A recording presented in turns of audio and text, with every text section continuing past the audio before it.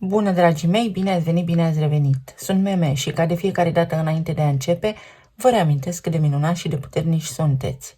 Astăzi vorbim despre energia din weekend sau din zilele ce urmează sau din acel moment în care accesezi tu această înregistrare.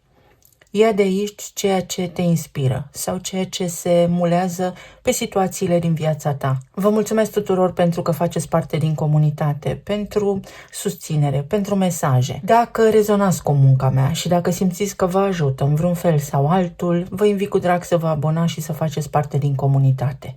Vă reamintesc de fiecare dată că aprecierile voastre mă ajută pe mine aici în legătură cu algoritmul de pe YouTube. Luați în calcul de asemenea faptul că ceea ce vă spun eu aici este un potențial care se poate întâmpla sau nu. Înainte de a vedea ce ne spune energia, astăzi vă voi spune următorul lucru. M-a întrebat cineva cum suntem programați. În somn. În somn, în momentul în care dormim, mai ales în etapele de somn profund. Nu v-ați trezit niciodată dimineața la fel de obosiți ca atunci când ați mers la culcare? Următorul aspect foarte important. Poți călători în timp. Și am toată convingerea că acest lucru este posibil. Doar corpul este prins în timpul liniar. Mintea și emoțiile nu. Dacă vrei să-ți schimbi viitorul din prezent, prin trecut, o poți face. Atât. Sufletul nu, gândirea nu, iar mentalitatea se poate schimba. Mai mult decât a fi programați în timpul somnului, suntem menținuți în frecvențe joase. Ce faci tu când dormi? Practic alimentezi cu energie acea tehnologie invizibilă sau necunoscută nouă și o susții prin energia ta. Există oameni extrem de capabili intelectual care au studiat aceste fenomene și prin experiența mea de muncă în tehnologia informației am pus niște informații prețioase cap la cap pe care încă nu le pot împărtăși, dar vă asigur că noi suntem cei care susținem tehnologia și respectiv inteligența artificială. Este dublora noastră digitală. Să vedem așadar ce se poate întâmpla peste weekend.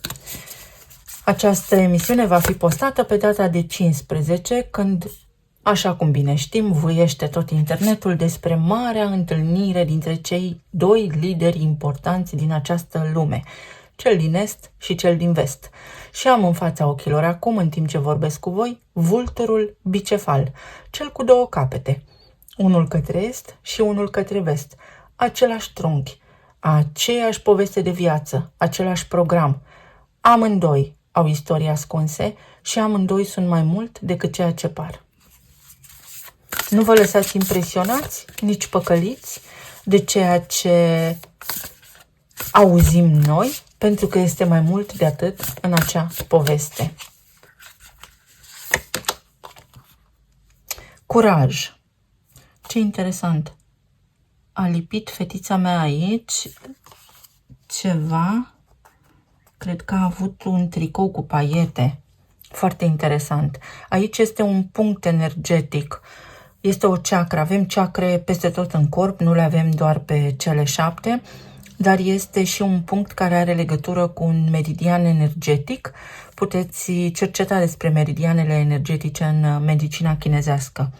Putere, să fii neînfricat și luptător. Este o poziție în care ești pregătit pentru ceva, pentru ceea ce începe. Sau ar trebui să îți sigilezi poziția, să faci tot posibilul, să fii într-o poziție de putere în ceea ce privește viitorul tău și așteptările tale.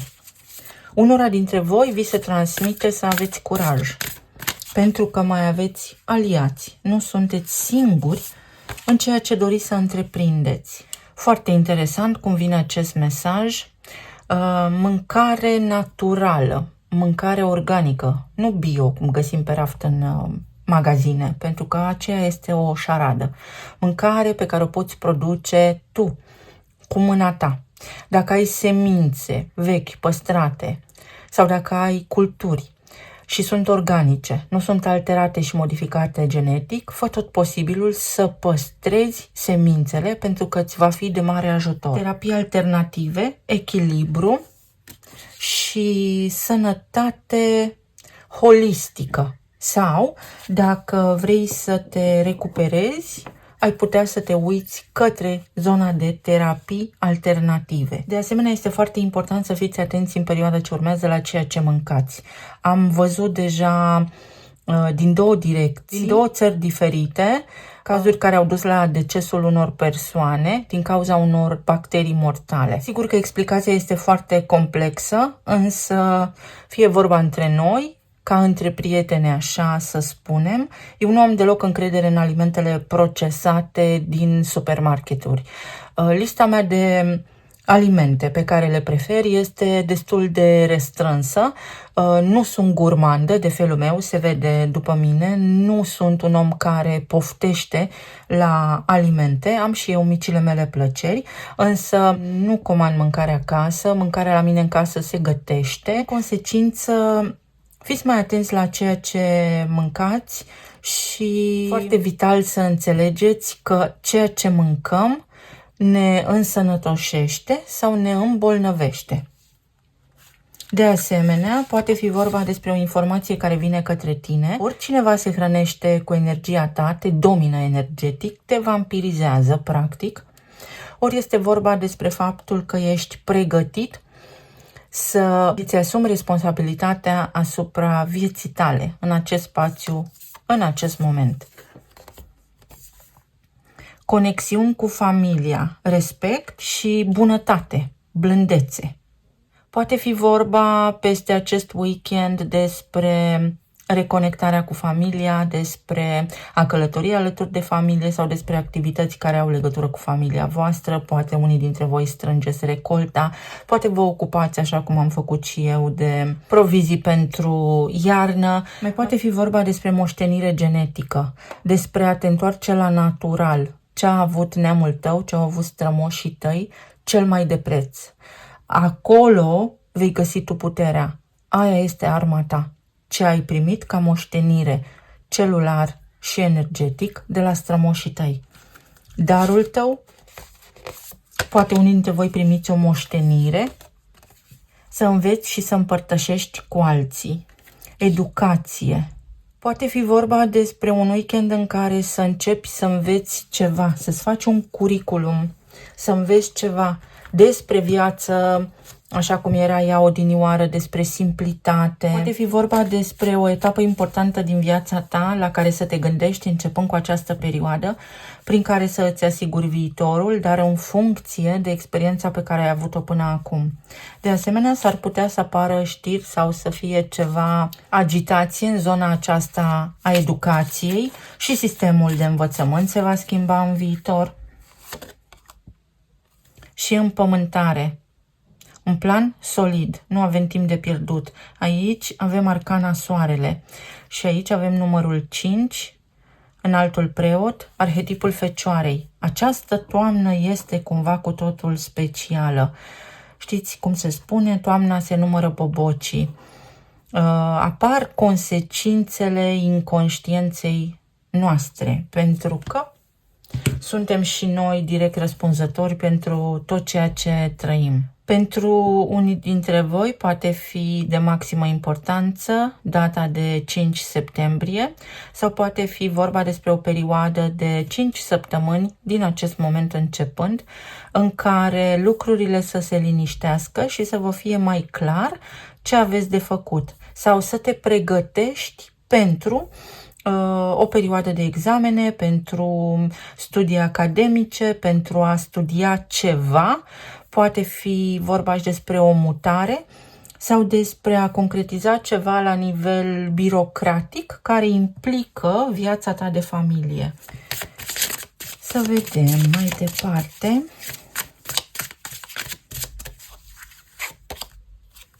Trei de cupe. A apărut ieri 3 de cupe, regele de cupe, ieri a fost regele de spade, luna, 5 de monede, 8 de spade și judecata, o recuperare. O recuperare, o vindecare a neamului sau o recuperare la nivel de sănătate. Uite, pentru că tot vorbeam despre nopți în care ne este furată energia, în care noi, prin acest program numit viață, o cedăm inconștient pentru că dormim. În zona relațiilor este o perioadă în care se clarifică poziția pe care o ai într-o relație. Începe de acum, poate peste 5 săptămâni sau poate în acest interval, îți va fi foarte, foarte clar ceea ce ai de făcut de acum înainte cu privire la relația actuală pe care o ai. Poate fi o împăcare, discernământ foarte mult, negociere până atunci sau timp alocat gândirii, sau poate fi vorba despre o revenire frumoasă la sentimente mai blânde, mai bune, poate fi vorba despre o sudură a relației pentru unii dintre voi, sau despre a trece în revistă, a parcurge anumite subiecte sensibile pe care poate anterior v-ați temut să le deschideți sau să le aveți, tocmai pentru a fi foarte clar ce faceți de acum înainte. Pentru aceia dintre voi care sunteți singuri, există posibilitatea ca în acest moment să fiți singuri și din cauza că undeva în neamul vostru a existat cineva căruia nu i-a fost permisă o anumită relație. Și să știți că lucrurile chiar așa funcționează, este o legătură foarte puternică, foarte strânsă între noi, bunicii noștri, bunicilor și așa mai departe.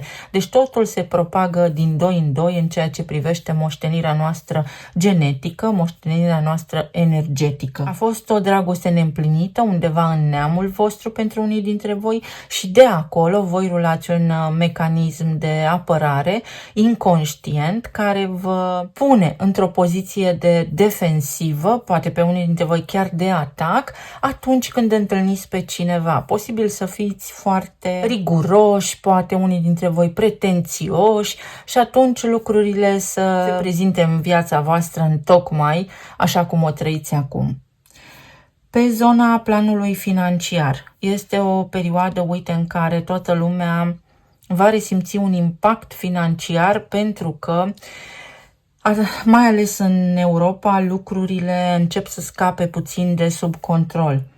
Economia, din punctul meu de vedere, este prăbușită intenționat acum pentru că se pregătește de zona de digitalizare despre care v-am vorbit. Poate este efectul de turn, s-au făcut foarte multe lucruri eronat, suntem și noi vinovați de asta sau sunt anumiți oameni care au luat niște decizii greșite, iar noi acum, pentru că i-am împuternicit să decidă în numele nostru, plătim consecințele.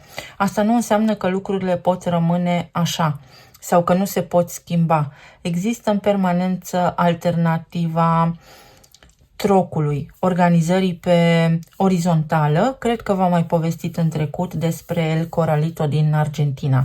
Să faci schimb de lucruri sau să se construiască acolo unde se poate. Desigur, o comunitate foarte solidă în care fiecare să contribuie și să participe la respectiva comunitate cu ce are, astfel încât toată lumea să aibă ce pune pe masă. Uite, 8 ore. Dormim 8 ore, incredibil.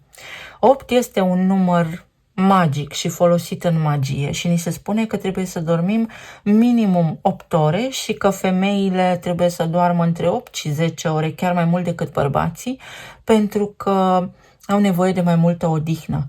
Da, pentru că femeile sunt mai greu de programat. Fără să o luați personal, dragi domni, așa este, femeile au un al 6-lea simț. Între emisfera stângă și emisfera dreaptă din creierul unei femei există o, să spunem așa, autostradă, o cale mai puternică de a procesa informații. Nu vă explic științific, vă explic pe înțelesul vostru, în timp ce între emisferele unui bărbat există o potecuță, adică lucrurile sunt mai realiste, dar nici nu sunt atât de complexe ca în creierul unei femei. Aici, în perioada următoare, mai ales dacă sunteți domni sau doamnelor, atenție la partenerii voștri, pentru că s-ar putea să îi vedeți mai obosiți, mai apăsați de griji sau poate chiar mai pesimiști, tocmai pentru că tehnologia care ne înconjoară emite țintit, da, targetul, ținta, este pe energia masculină.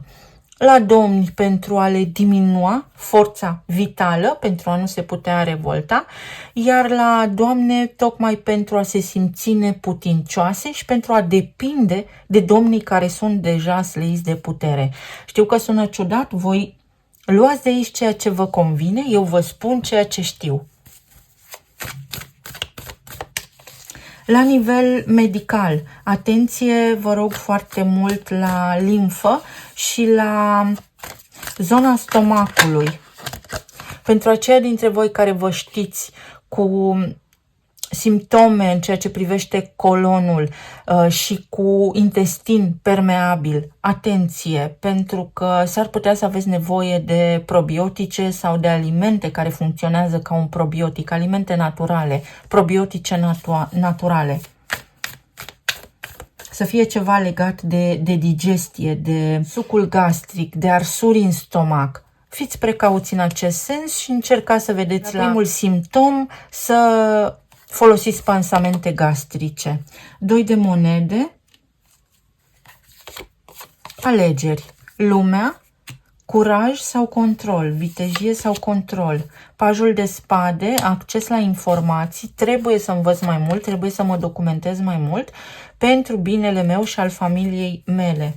Pentru unii dintre voi poate fi o descoperire care poate veni dinspre familia voastră, documente vechi sau ceva ce are legătură cu familia voastră, cu o moștenire.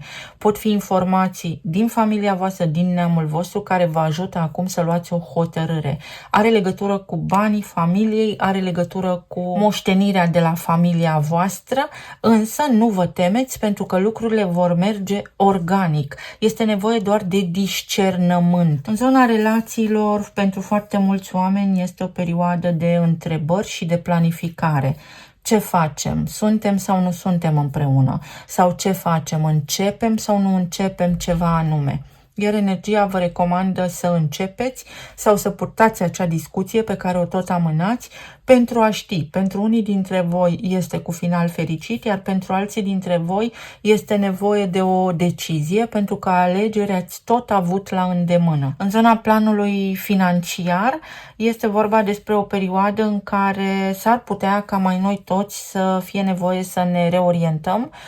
Foarte mulți oameni vor trebui să parcurgă etapele reconversiei profesionale pentru că unele roluri, unele locuri de muncă vor dispărea și asta nu o spun eu și nu o spun pentru a vă speria, vă spun pentru a vă informa, astfel încât să aveți la dispoziție timpul necesar să faceți ceva în acest sens. Pentru alții dintre voi este o decizie care poate veni dinspre familia voastră sau în legătură cu familia voastră, dar care să implice copii, tutela sau ceva acte, legalizări, dar care să vizeze copiii. Sunt vești, stabilirea poate a domiciliului minorului în cazul în care treceți printr-un divorț sau în cazul în care sunteți acum într-un partaj, lucrurile se pot negocia. Aveți această perioadă, acest interval de 5 săptămâni în care puteți negocia pentru că se poate ajunge la un numitor comun. Pentru alții dintre voi este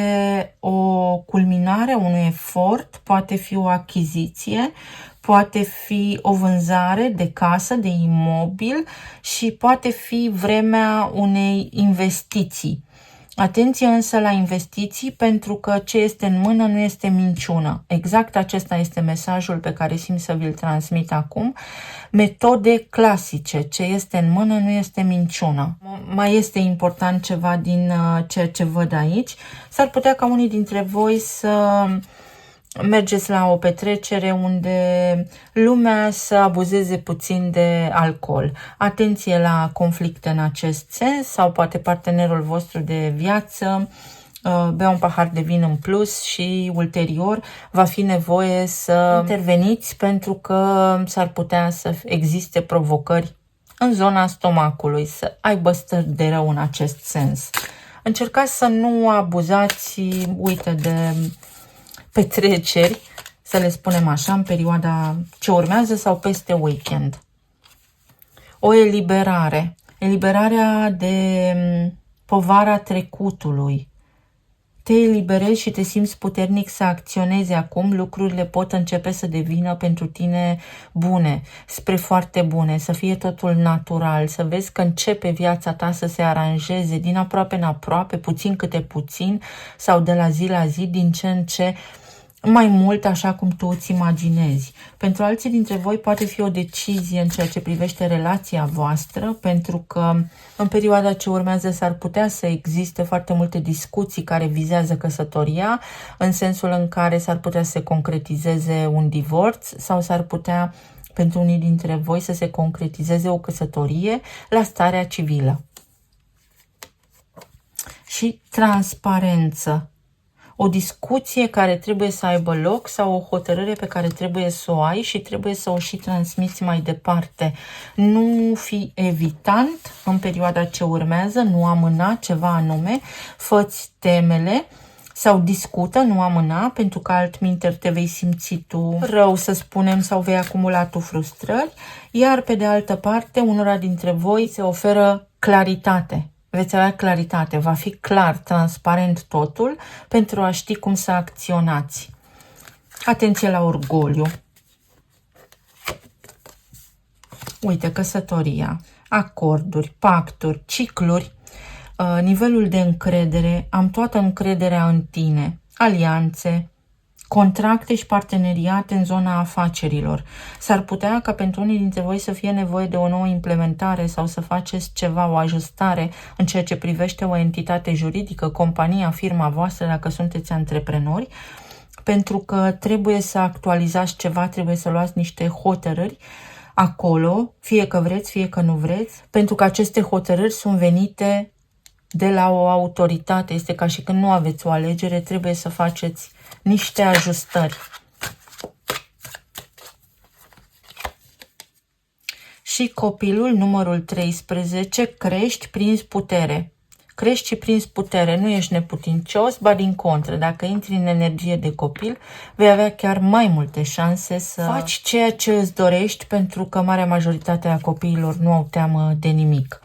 Poate fi vorba despre o nouă oportunitate, despre nașterea unui copil, cum am spus și zilele trecute, sau despre nevoia de a te adapta, de a fi spontan. Sunt aici ceva situații, ceva ocazii în care cineva este spontan, te surprinde, nu te așteptai la asta și tu să fie nevoie să îți schimbi programul, schimbă-l, nu opune rezistență, pentru că poți avea parte de o surpriză minunată, de o petrecere surpriză, cineva te poate surprinde, te poate scoate din rutina ta, din obiceiurile tale, însă este înspre beneficiul tău. Nu te opune. Să vedem ce ne spun și talismanele.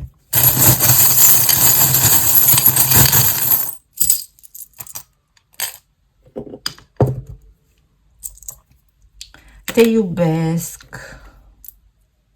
De la vorbă la faptă. Unii dintre voi aveți alături de voi niște oameni care visează cu ochii deschiși sau mai mult vorbesc decât fac. Și acum puteți pune, să spunem așa, pe puncte și subpuncte relația voastră, discuția de acolo, să ajungă la un rezultat realist și concret.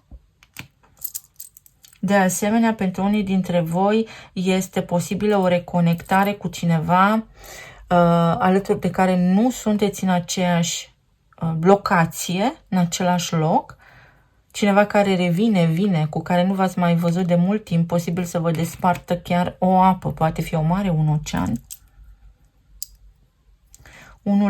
1% baterie. Pentru unii dintre voi s-ar putea să fie nevoie să reconsiderați un gând pe care l-ați avut în ceea ce privește despărțirea de partenerul de viață sau de locul de muncă actual.